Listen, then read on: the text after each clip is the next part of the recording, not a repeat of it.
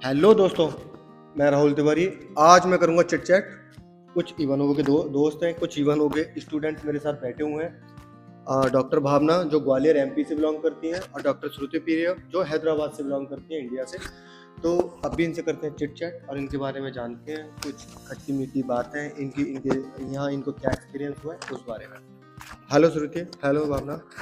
तो अभी मैं ये जानना चाह रहा हूँ, हॉस्टल लाइफ और यूनिवर्सिटी लाइफ है ना, काफ़ी सारे डिफरेंसेज हैं इंडिया में और रसिया में।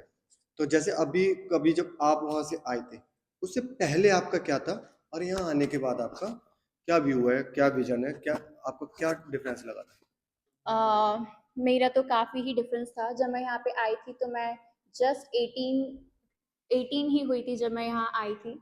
और अब तो डेफिनेटली लाइक काफ़ी ही मुझमें चेंज आ गया है। इंडिया में जैसे मैं बहुत ही डम्बो थी, यहाँ नहीं हूँ। मुझे काफ़ी ही सारी चीज़ें खुद ही करनी पड़ती हैं, तो मैं काफ़ी यूज्ड टू हो गई हूँ। और अब मैं कह सकती हूँ कि मैं डम्बो नहीं हूँ।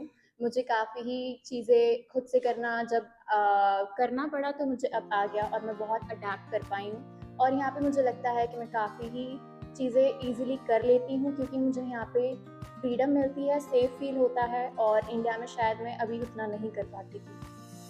मैं तब आई थी इधर 17 ईयर्स की थी, और मेरे पेरेंट्स बहुत डरते थे क्योंकि मैं छोटी थी तब। और मैं अब 19 ईयर्स की हो गई, और सब काम मैं खुद करती हूँ। शॉपिंग भी अकेले करती हूँ। ग्रोसरीज खाना मैं खुद बनाती हूँ। पर उधर नहीं बनाती थी, पर इधर सब सीख ली मैंने। और इधर अच्छा लग रहा है क्योंकि बहुत फ्रीडम है, उधर नहीं है। तो एक बात और जानना चाह रहा था मैं, वहाँ की यूनिवर्सिटीज और स्कूल्स जो बिल्डिंग्स होती हैं और यहाँ की यूनिवर्सिटीज और स्कूल या हॉस्टल जो बिल्डिंग्स होती हैं, उनमें कैसा अंतर होता है? क्या मतलब जैसे फिल्मों में दिखाते हैं कि वैसा इंडिया में और इधर कैसा क्या सिस्टम होता है वो? यहाँ पे मैं अगर यूनिवर्सिटी की बात करूँ तो हाँ, काफ़ी ही अच्छा है। हमारे इंडिया में डिफरेंट होता है, फुल कैंपस होता है। यहाँ पे ऐसा नहीं है, क्योंकि जस्ट थर्ड ईयर तक ही मुझे यूनिवर्सिटी जाना है, तो इतना बड़ा कैंपस नहीं है। यहाँ पे हॉस्पिटल्स काफ़ी हैं जो इवानो स्टेट मेडिकल यूनिवर्सिटी के ही हैं, और वहाँ पे हमें जाना पड़ता है, तो वो भी ईजिली हम जा सकते हैं। अगर मैं हॉस्टल की बात करूँ तो काफ़ी ही अच्छा है। मेरी एक फ्रेंड ने ये बोला था कि मुझे ऐसा लगता है कि मैं वेब सीरीज़ में जी रही हूँ। तो काफ़ी अच्छा है, और हॉस्टल भी काफ़ी अच्छा है। सारी चीज़ें और सब कुछ हमें अब दिया जाता है हॉस्टल। अच्छा, अभी डॉक्टर भावना और डॉक्टर श्रुति, जैसा इंडिया में ना एक एक पेरेंटिंग सोच है कि हम अपनी बेटी को लोकल इंडिया में वो अगर अदर सिटी भी भेजते हैं तो बहुत ज़्यादा चिंतित हो जाते हैं। एब्रॉड भेजेंगे तो उनके दिमाग में रहता है हमारी बेटी सेफ है या नहीं है। उनके दिमाग में रहता है, हर किसी के दिमाग में रहेगा अपनी बेटी को, अपने बच्चे को लेके। तो आप लड़की हो, आपके पेरेंट्स ने आपको यहाँ भेजा है और बहुत जस्ट 18 एंड जस्ट 17 है ना, तो उस समय भेजा था आपको। तो मैं बस ये जानना चाहूँगा कि इंडिया या रसिया, रसिया कितना सेफेस्ट है? मेरा फ्लाइट एक्सपीरियंस था फर्स्ट टाइम मैं कब आई तब आई थी। मेरे को फर्स्ट बहुत डर लगा, पर सब साथ में थे मेरे। और इधर आने के बाद ना मेरे को घूमने का बहुत शौक था। पर इधर कुछ मैं if at all I go out at one night, one two जाना चाहती हूँ, कुछ क्रेविंग्स आए तो जाना चाहती हूँ, मैं चली जाती हूँ, क्योंकि मैं कुछ डिफ़िकल्टी नहीं फाइंड नहीं करती। बहुत सेफ लगता है इधर। और हम साथ में घूमते हैं, नाइट नाइट आउट्स करते हैं, पर कुछ भी ऐसा सेफ लगता है। ऐसा कभी फेस नहीं किया? हाँ, कुछ भी फेस नहीं की मैंने, बहुत सेफ लगता है इधर। जैसे हम लोग जब पेरेंट्स से बात करते हैं ना, कई लोग, एक वर्ड आता है रेसिस्ट, कि उधर लोग बोलते हैं कि जैसे अपने इंडिया में चलते हैं ना रिलीजन और ये सब, तो इधर ऐसा आपको कभी फेस करने मिला है? मुझे भी पहले ऐसा लगा था कि मैं वहाँ जा रही हूँ, ऑफ कोर्स रेसिज्म होगा, क्योंकि हम कितना भी करें बट रेसिज्म तो होता ही है, या रेसिस्ट तो ऑफ कोर्स हर जगह होता है। बट मुझे यहाँ पे उल्टा मेरा वो था, मैंने बिल्कुल भी रेसिज्म फील नहीं किया। इवन इनफैक्ट अगर मैं हॉस्टल में ही बात करूँ तो यहाँ पे सिर्फ नॉर्थ इंडियंस ही नहीं, south Indians, even in south Indians, just Kerala नहीं बट तेलंगाना और हर जगह से ही अब आते हैं सारे ही स्टूडेंट्स।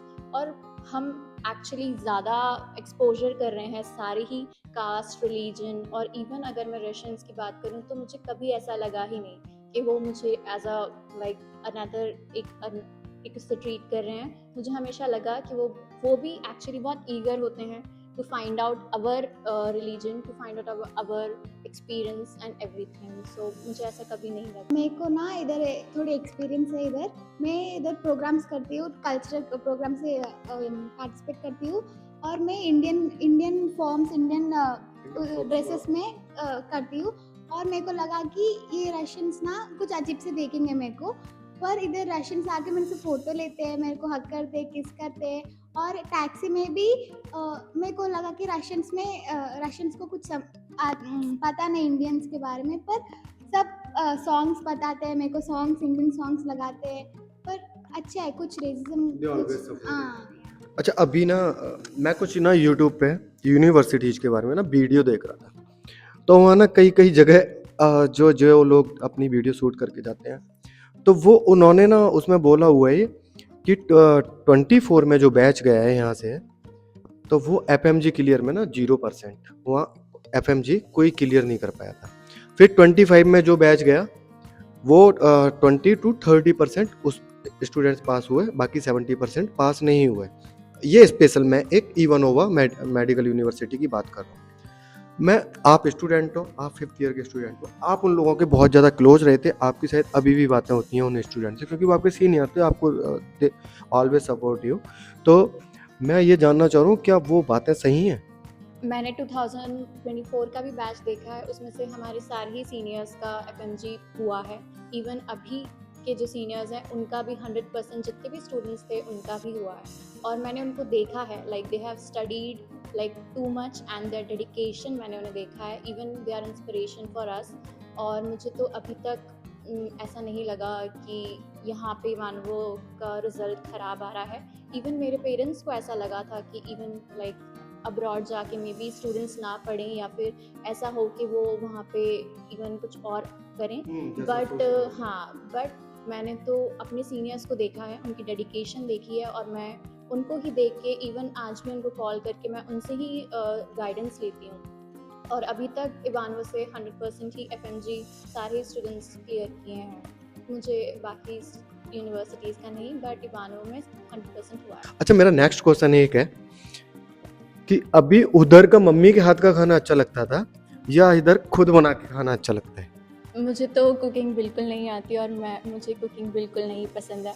मैं ऑफ़ कोर्स मम्मी के खाना बहुत मिस करती हूँ। और मैं खुद से भी अगर ट्राई करूँ तो ऑफ़ कोर्स मैं नहीं बना सकती, बट ऑफ़ कोर्स मैं उनसे रेसिपी पूछती हूँ और वो वैसा बिल्कुल नहीं बनता। जो भी बनता है हमेशा नया कुछ बनता है और बस चुपचाप मैं खा लेती हूँ। यही सारे स्ट्रगल्स शायद मुझे डॉक्टर बनाएंगे। अच्छा श्रुति, अभी जैसे तुम जैसे बिलोंग करते हो तेलंगाना से, और आप अभी यहाँ इंडिया में रसिया में हॉस्टल में कई सारे बच्चे ना नॉर्थ साइड से हैं, और जब शायद तुम स्टार्ट में आए थे तो तुम्हारा हिंदी इतना ठीक नहीं था बोलने में और समझने में। तो अभी कैसा है नॉर्थ साइड के बच्चों के साथ में, कि उनके साथ बैठते हो और सेलिब्रेट करते हो सारे त्योहार वगैरह, फेस्टिवल्स वगैरह जितने भी होते हैं, उनके बर्थडे वगैरह, ये सारा सब कुछ कर? मेरे को फर्स्ट से हिंदी आता था क्योंकि मैं हैदराबाद से बिलोंग करती हूँ, और इधर ना दोनों साउथ और नॉर्थ भी है। मैं सभी से बात करती थी, सभी कुछ डिफरेंस नहीं रखता इधर में। मेरे को हिंदी आती है क्योंकि मैं हैदराबाद से बिलोंग करती हूँ, पर इतना ज़रूरी नहीं है क्योंकि सबको इधर इंग्लिश आती है और स्टडीज़ भी इंग्लिश में बताते हैं, इंग्लिश लैंग्वेज में है।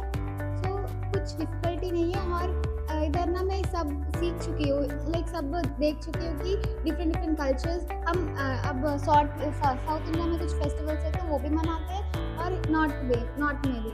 अब इधर सब कल्चर्स का मैं देख चुकी हूँ और अच्छा है इधर। Thank you. इसी के साथ ये मेरा एपिसोड यहीं ख़त्म होते हैं। इन दोनों डॉक्टर भावना और डॉक्टर श्रुति प्रिया, आपका बहुत बहुत थैंक यू बच्चों को कुछ नई चीज़ देने के लिए। शुक्रिया।